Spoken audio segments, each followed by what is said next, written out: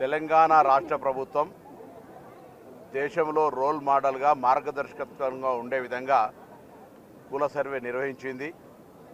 ఆ కుల సర్వే కార్యాచరణ భవిష్యత్తులో చట్టం చేయబడి 42% బలహీన వర్గాలకు స్థానిక సంస్థలతో పాటుగా విద్యా ఉపాధి అవకాశాల్లో రిజర్వేషన్లు కల్పించడానికి మార్చి మొదటి వారంలో శాసనసభ ప్రత్యేక సమావేశాలు జరుగుతున్నాయి. కేబినెట్ తీర్మానం అనంతరం సభలో చట్టరీత్యా చట్టం చేయబడుతుంది. తదనంతరం ప్రధానమంత్రి గారు, కేబినెట్, మిగతా దేశంలో ఉన్న అన్ని రాజకీయ పార్టీలు ఈ చట్టానికి సహకరించి తమిళనాడు మాదిరిగా 69% జనాభాకు అనుగుణంగా, ఎందుకంటే మేము సాంకేతికంగా లెక్కలు తీసినాం కాబట్టి దాని ఆధారితంగా రిజర్వేషన్లను పెంచమని అడుగుతూ ఉన్నాం.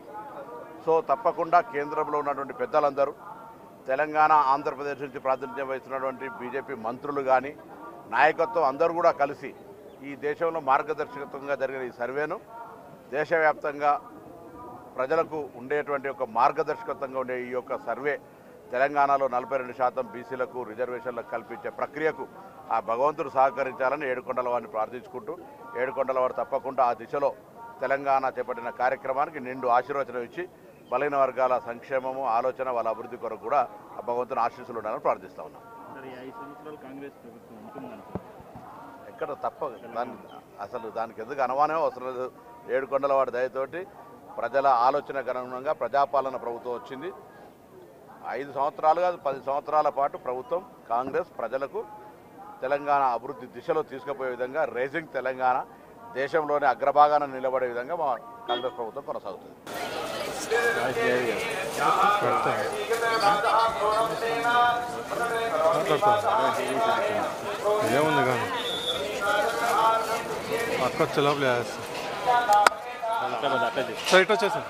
స్ట్రైట్గా వచ్చాయి.